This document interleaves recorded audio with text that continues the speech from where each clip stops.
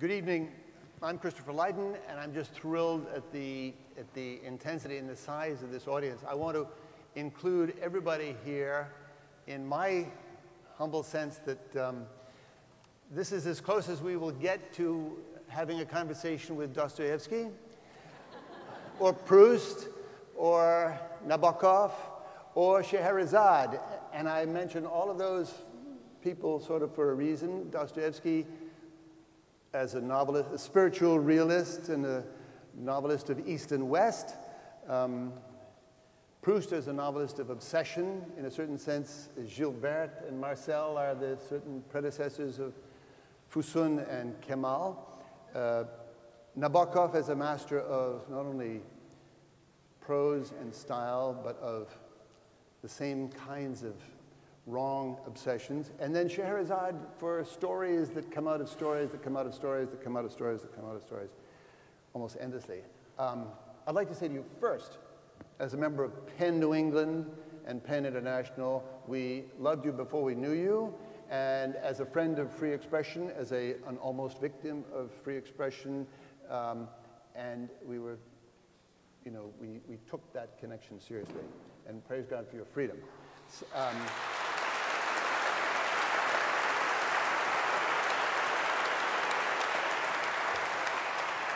But then I thought maybe you would just touch on the links with people I mentioned, and then, and some up, some down, from Scheherazade on, as in... Scheherazade was definitely not concerned about free speech.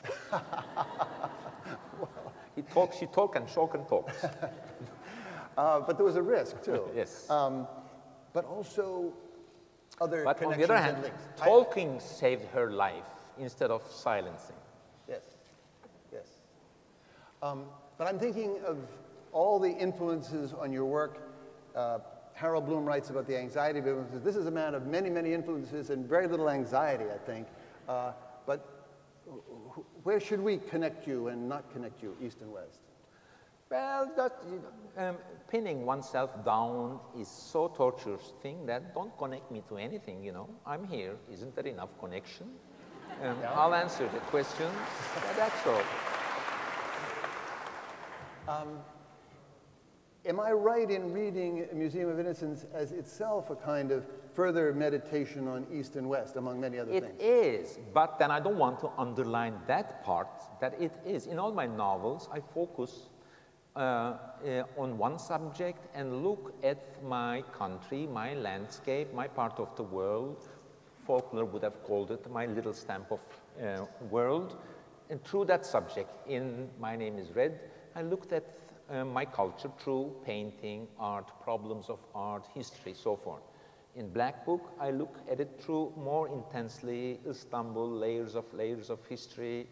In Snow, I looked at it from politics, and here I try to understand again the cultural landscape. We all belong someplace through the problems of love. What happens in, I wouldn't say this entirely a Turkish love. I think all the restrictions, taboos that this story narrates, I humbly, in tongue-in-cheek, say that it's only a Turkish. It is not, in fact, that it's 90% of the humanity is more or less facing these problems, or just recently faced these taboos and problems.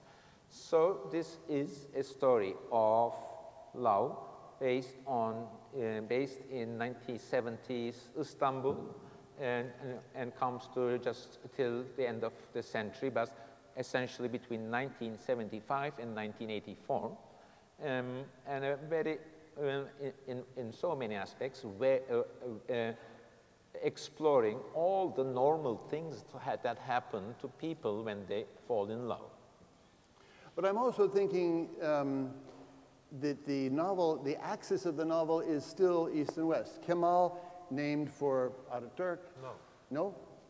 Kemal is a common name. It is nothing to do with Kemal Atatürk, no. Okay, well, all right. But he is still a secularist. He faces West. He has an American business school degree. His fiancée has been educated in Paris. It's a part of her. So these folk look West. And Yeah, but one of the points of the novel is you go to Paris and get educated and you buy expensive things and you have fancy shops. That's not westernization. No? No, that's buying expensive things from Paris. The book, the book is, I'm also not pointing out and making ethical judgments about that. But the book is, in fact, seriously about that tradition is strong. Yes, we all desire to change our traditions, but it's hard to change it than blaming human beings or pointing out that they're pretentious. Finding them to be pretentious is not my point. Nor this novel is about East-West and struggle of, as in, say, White Castle or Snow, problems of secularism, nationalism. It's about really what would problems of human heart when a person is deeply in love. What happens to us when we fall in love? More or less, we react in the same way, but the cultures and the countries and the traditions are different. And I see human beings here more as beings who are trying to survive in given conditions rather than blaming anyone, calling some of them Easterners, some of them Westerners. The book is, yes, of course, like all of my novels, but because Turkey is like that, based in two different cultures, intermingling, is about all these issues, but then is not deliberately about these issues, deliberately about love. This is a love story that do not, again, I'm saying, put love on a pedestal, but try to analyze it, see through it, as Montaigne would have seen human vices or what happens, say, friendship, jealousy, human characteristics, and try to see love in that way. We'll add Montaigne to the list of influences. Yeah, sure. A writer is, I'm influenced by so many writers. There's so many ways of getting influence. I read a lot. Compared to other writers, I consider myself a bookish author. And of course, I carry all these influences. But there are so many layers of influences. There are the books that made me, but I'm not influenced in my books by those authors. Say Dostoevsky. He shaped my soul. He taught me, like Nietzsche, so many things about human nature or my own spirit. But I'm not a Nietzschean or Dostoevskian author in my writings. So that's one kind of influence. We read books, especially when we're young, so that those books form us, make us. I'm not a Freudian. I don't think that human spirit is formed in early youth and never changes, but we have the power to change ourselves through books, and I have read books very dramatically like that in my early youth. So that's one kind of influence. Then you're writing a sort of a novel, let's say, that you need some basic techniques, point of view, Faulkner, Joyce, Virginia Woolf, that kind of technique influence. Then you're writing a novel, say, is in Snow. There is a little bit of one, I wouldn't even call that influence, borrowing from Kafka, why my character's name is Ka. So the reader of that book understands that this is the starting point, that there is a sort of Kafkaesque situation in my Snow, and so that's another sort of influence. So, of course, when you write a book, all the books you have read before accompany you, are there. It's like a chorus, all these great authors suggesting you. My daughter is 18 years old, and she is studying at Columbia, and I'll tell her all the time, look, you have a good memory like me, read all these books, don't waste your time. That library, then the books now you read will accompany you till the end of your life, saying you, giving you, murmuring to you about what you see, what you witness in life. Mm. May I presume to say, what makes you so interesting to me, and I think to thousands, millions of readers, is that you have placed yourself as a novelist in the middle of so many questions at every level. Questions of secularism and fundamentalism, of modernity, of tradition, of Christianity, of Islam, East, West, etc. And they're life and death issues in Turkey, there are life and death issues in the United States, there are life and death issues in the world. And so everybody in the world can connect with your work. And I'm thinking, how did this happen? How did you I know it wasn't luck, and I know it wasn't exactly calculation, but how did you find yourself in the middle of so many high winds? Yes, okay. But look, this is a theological way of looking at a situation.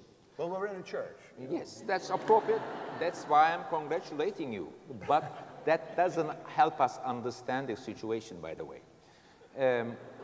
With that, I mean that you look at my situation and then look at it and describe it and say, how did you do it? But then human beings operate in small circumstances trying to do their best.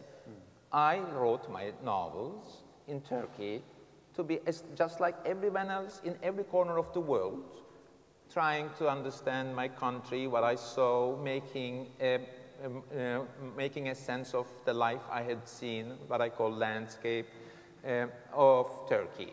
But I did not aim that, oh, I have to have, you're asking the question in such a manner that, you know, everyone is reading me, everyone, as you say, thank you, connecting to me in some way, but you cannot calculate and you cannot manipulate and operate that way. I would say, life developed that way. I did my best, I wrote my books. Theological thinking looks at what you have in hand and goes backwards, say, actually, your mother and our fathers make love because they love each other. Then there's a child, they say to you, we made love to produce you. Well, that is a theological way of looking at things. The reality is not always like that. A novelist operates, works in given conditions.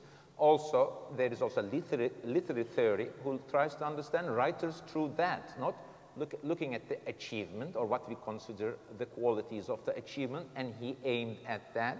It's not like that. Or the way people speak about Obama today. They say, oh, he did that, or he calculated everything. It's not like that. He just did his best, and things developed to what we have now. I did my best, and I did not calculate the fame and this and that, but like all writers, I want to do these things.